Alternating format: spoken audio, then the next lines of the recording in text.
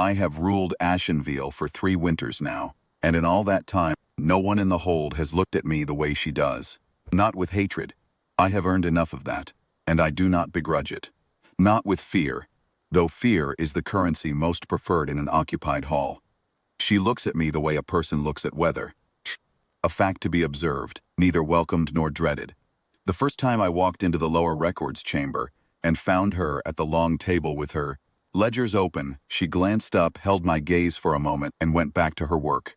My 2 commanders stepped aside. My wolf, silent for a decade, lifted its head. Her name was Marin. She wore the gray stitched mark on the collar of her coat, the insignia the court used to rank the holds. Tained workers, the ones deemed of no consequence to the occupation. She kept the supply records. She was considered, by every account that reached me, no one. I told myself I noted her only because her composure was useful in a hall full of poorly concealed panic. I told myself my wolf's sudden attention was the restlessness of a long winter. I am a king. I have made a practice of telling myself clean, functional lies. The second week, I returned to the records chamber on the pretense of reviewing grain tallies. She did not look up until I spoke. When I asked her a question about the eastern stores, she answered it directly, without flattery and without the slight tremor in the voice that everyone else around me had learned. I left. My wolf sat down in my chest like a dog that has finally found the hearth it was looking for, and I did not sleep well for 3 nights afterward. I had suppressed the mate bond once before. 10 years ago, when my wolf first stirred toward a woman my counsel called inconvenient, I had made the choice that kings make. I buried it. I chose duty. I chose the alliance the pack required. I told myself the bond was a sensation, not a command. For 10 years my wolf had been silent, and I had been efficient and cold and very, very tired. Now it was awake again, and it had fixed itself on a record keeper in a gray coat. I did not speak of it. I am not a man who speaks of such things. What I did, instead, was small and practical. I removed her name from the labor roster when it appeared in the 3rd week. The roster clerk assumed it was an administrative correction and said nothing.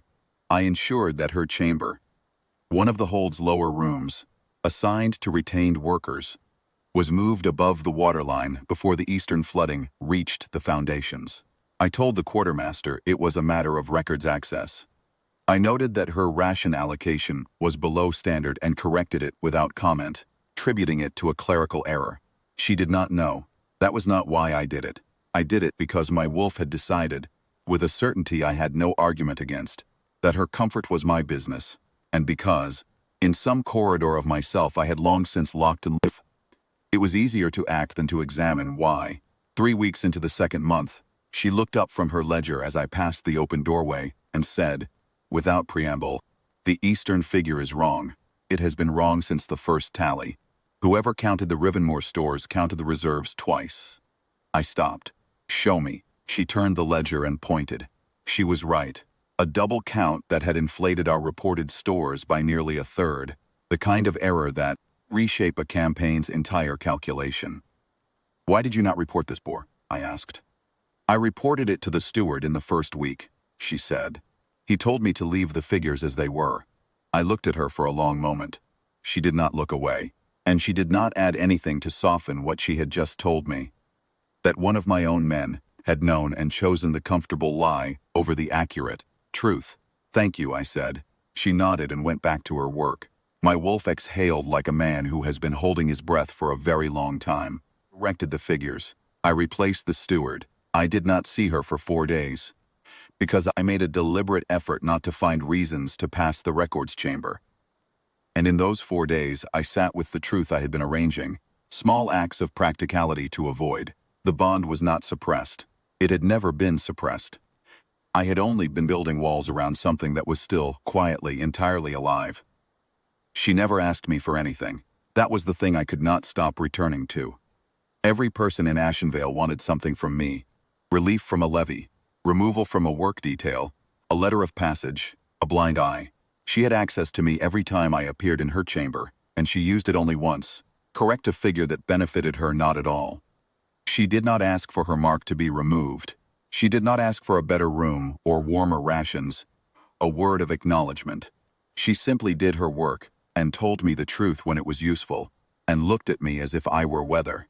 It was the single most disarming thing anyone had ever done to me.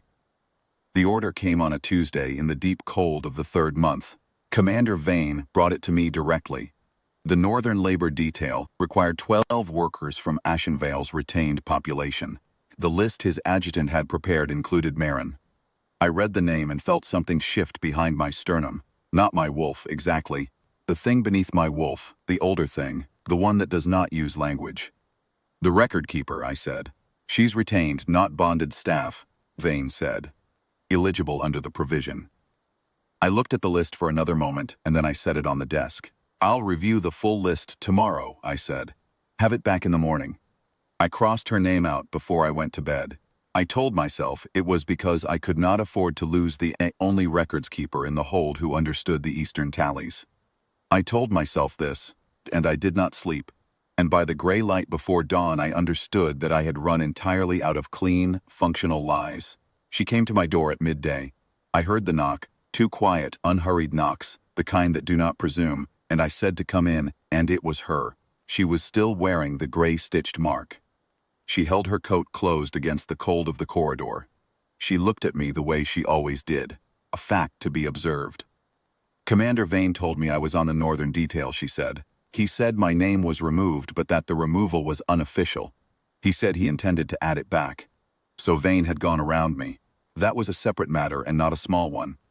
Are you asking me to stop him, I said? Yes, she said, one word. No embellishment, no apology, no strategy.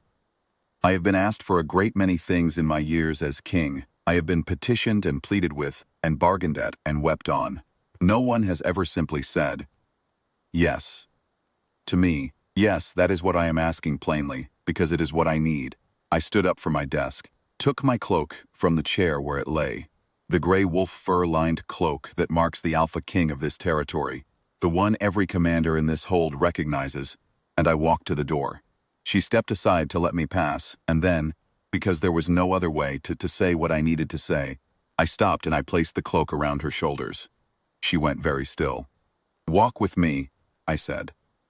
We crossed the hold's inner courtyard in the flat midwinter light, the two of us, and every commander and court official, an adjutant who turned to look saw a woman in a gray-stitched work coat, wearing the Alpha King's cloak. Commander Vane was standing at the far end with the revised list in his hand. He looked at her. He looked at me. He looked at the cloak. I stopped in the center of the courtyard. Marin of Ashenvale is under my permanent protection, I said. Not loudly. I have never needed to be loud. Name does not appear on any labor list, any levy, or any order of movement without my personal signature. If it appears on yours, Commander, you and I will have a different conversation than the one I had planned. The courtyard was very quiet. Vane set the list down on the stone ledge beside him without a word. My wolf had not made a sound. It did not need to. It was simply present in my chest the way it had not been present in 10 years. Settled, awake, and sure. That evening I asked Marin to remain when the records chamber had emptied. I told her what the mate bond was, for those who do not grow up inside a pack. I told her that I had been aware of it for 2 months, and had not spoken because I am by long practice a man who buries things. I told her that I was not asking anything of her, and that the cloak and the protection were not conditional, that they stood regardless of what she chose. She listened to all of it without interrupting, then she said, I knew. I looked at her. I knew from the 3rd week, she said. When my name disappeared from the roster, I recognized it for what it was, a pause. I was waiting to see if you would say it yourself. And if I hadn't, I asked. She considered this with the same steady composure she brought to incorrect grain tallies. I would have been sad, she said, and I would have kept the records. She reached across the table and put her hand on mine. Not a grand gesture, just a hand, resting on a hand in a cold records chamber in a long winter. My wolf laid its head down, not in surrender, in the way a creature lies down when it has finally come home. I did not build the bond. I had not manufactured what I felt. But I had spent a decade and a great deal of cold efficiency trying to live, as though such things could be administered away, as though the mate bond were a line item to be removed from a roster, a clerical error to be corrected and filed. She had known for 7 weeks. She had waited, without asking me to hurry. Marin remained at Ashenvale. The gray-stitched mark came off her coat the following morning. Not by order but because she removed it herself. She had never, she told me later, liked the way it pulled at the collar. The court that had marked her as no one learned, over the months that followed, that she would not be spoken over in a meeting, that her tallies were always correct, and that the Alpha King listened to what she said. I did not give her the kingdom in a single moment. There was no coronation, no grand ceremony in which the court bowed in unison and the wolves howled at the moon. What I gave her was quieter and harder and more total than that. I stopped burying things.